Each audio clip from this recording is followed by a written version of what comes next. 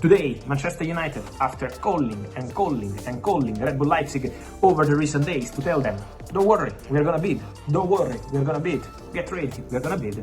Now, Manchester United enter in scene. And Manchester United present an official bid, as Bill revealed today. The bid is 75 million euros plus 10 million euros in add-ons. So 85 million euros package from Manchester United after 90 million euros package from Newcastle United. Let's clarify some points. Manchester United bid 75 plus 10, 85, includes a part of these add-ons being really easy to reach. You remember what I told you for Viktor Gyökeres earlier this summer. Sometimes in the transfer market world, it's very easy to go and say numbers like 20 million euros, 10 million euros, 15 million euros add-ons. But then the add-ons can be very easy to reach, so almost guaranteed. Maybe when you play, I don't know, just for example, 5 games, 10 games, 15 games. Maybe can be quite easy to reach when you score 10 goals, 20 goals, 30 goals with the club. Or maybe can be very difficult to reach, like win the Champions League, win the Premier League, or whatever.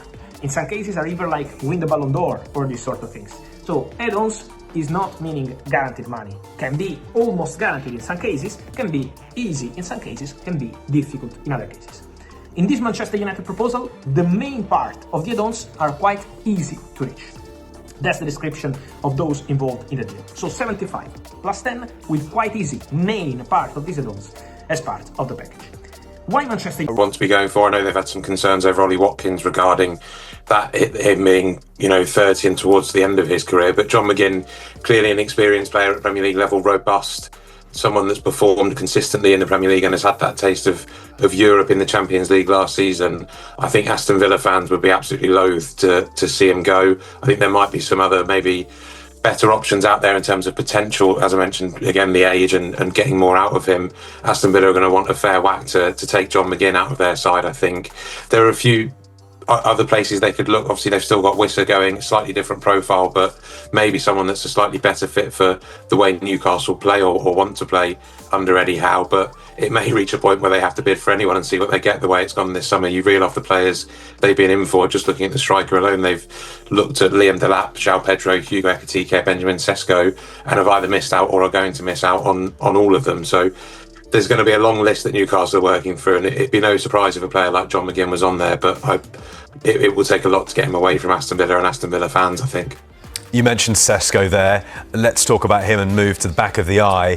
Šeško picks Red Devils, but Fee still not agreed. There's been this tug of war between Manchester United and Newcastle. Charlotte over Šeško, leaning towards him now joining United, but Fee still not agreed. This is going to trip up at the late stage, is it? I mean, it's possible, but it's another one that seems unlikely given, like Isak, the player's been training alone. He's made it clear that he wants to leave. So I think it's a case of just negotiating the finer details in terms of how much money can Leipzig get out of Manchester United. They've currently actually bid less than Newcastle has, but the player has given his intention that he wants to join Manchester United. So it could be that they finally get a new number 9 in, which is obviously been a priority. They want to add goals to this team because they really struggled, not just in the Premier League, but across all competitions last year to score. Rasmus Højlund obviously has struggled. I think he scored 14 Premier League goals in the 2 seasons that he's been at the club. So clearly not the standard that Manchester United are looking for, but is this a bit of a risk as well? It's a lot of money, the fees there on the back of the Sun, 70.5 million for also another young player who's not proven in the Premier League. They'll be hoping they'll be getting a better hit rate if they do sign him than they've had with Rasmus Højlund, but it is another one that could be a big risk. But yeah, Manchester United definitely need a new number 9. I think they're going to hope that they can get over the line with the negotiations with Leipzig in the coming days, because obviously there's no problem with agreeing with the player. He's made it clear that he would prefer a move to Old Trafford over Newcastle, which is obviously another blow to Eddie Howe's side as well. You mentioned the word blow there. That's the headline on the back of Jack's paper, The Sun, referring to Šeško opting for Man United over Newcastle. And it's interesting, isn't it, Jack? Perhaps not the most prolific of strikers in the Bundesliga, but only 22 years of age, more than 250 appearances for club and country. He's got an impressive CV given his age, hasn't he?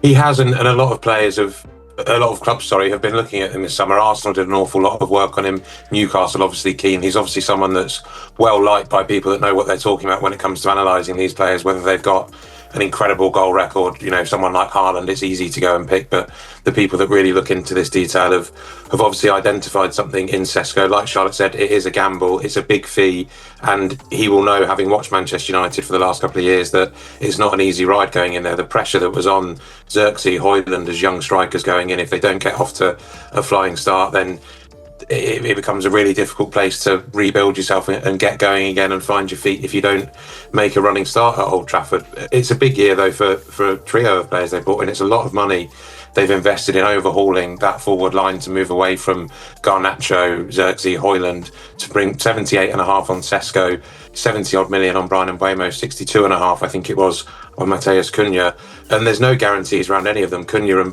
Mbeumo have been good players in the Premier League, but never threatening that top half really in terms of places with their respective clubs. So they've got to go up another level and prove themselves. And then, as we've said, Šeško coming in with no Premier League track record. It's an awful lot of money to spend on nothing that's guaranteed. Obviously, you could never surefire say that something's going to work, but the pressure of Manchester United and the pressure of those fees is going to be an interesting start to the season for all three of them. And this story features on the back of the Times as well, Šeško choosing United. Charlotte, it's interesting to look at some of the comparisons you might read about between Šeško and Erling Haaland, their respective records coming from the Bundesliga to the Premier League. For Haaland, it was 86 goals in 89 games at Dortmund, and for Šeško, 39 goals in 87 games for Leipzig. So far less prolific. Should we read anything into those records? I mean, I think if you tried to compare any striker, mainly in history, to Erling Haaland's record, they're going to struggle to come up against the phenomenal numbers that he gets. So I think comparing anyone against Haaland's probably an unfair benchmark. In that story that my colleagues have written today, though, there is a graph and it does show that he even falls behind. I think it's shots per goal and goals per game. He falls behind the likes of Watkins, Chris Wood. This is if we're looking at Premier League strikers, Salah, Haaland, Wissa. So all Isak, like we mentioned before. So players who we know are proven Premier League goal scorers. If you compare his stats, he is falling slightly behind them as well, which to me would be more of a concern than directly comparing him to Haaland, who's a goal machine like we've not seen for a very long time. So yeah, I think that's an unfair benchmark to set him against, but he isn't coming in as a prolific, like you say, 50, 60, 70 goal player who you think is going to hit the ground running. It's going to take a lot of work. And like Jack said, there is so much pressure on these players at Manchester United to do that. Cunha and Mbeumo looked quite sharp on Manchester United's pre-season tour, but the team did still look lacking in that number 9 position. So whoever comes in to play up front, there is pressure on them, but also I think there's still pressure as well to maybe bring in a number 6, because Manchester United are really lacking in that area of the pitch as well. So I don't necessarily think that this will be the missing piece of the jigsaw for Ruben Amorim if he was to bring in a number 9, whether that is Šeško, which obviously they hope it's going to be. So it's going to be interesting to see what United decide to do in the last few weeks of the window. An interesting time in the window. Charlotte, Jack, thanks very much for now. We will talk about Jack Grealish's future next. When we return, we will look at more of the sports stories in the morning's papers, including this in the Telegraph that calls new Arsenal striker Victor Gyökeres a goal pig. We'll explore what that means next.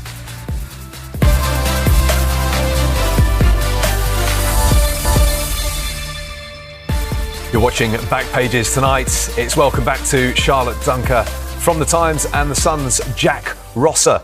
Let's now talk about Jack Grealish and come to you, Charlotte. Plenty on the back pages about his future, including the Star, their headline loner, as Everton try and tie up this deal for Jack Grealish. How much of a coup would it be for Everton if they could lure Grealish from Manchester City? Yeah, it would be absolutely great for them. I think obviously in an attacking sense, what Grealish can bring, he can bring that flair. I think for him as well, he would have the freedom to express himself, which so many people have said has been the reason why it's not gone as to plan in the last 18 months for him at Manchester City, that the structure that Pep wants him to play with and the instruction that he's got to play under doesn't allow him to express himself in the way we saw him play when he was at Aston Villa, for example. So if Everton can get that sort of player in their team, then it would be absolutely amazing. Obviously, they're desperate to get bodies through the door. Kiernan Dewsbury Hall's been the latest to sign, but I think he's their 5th sign.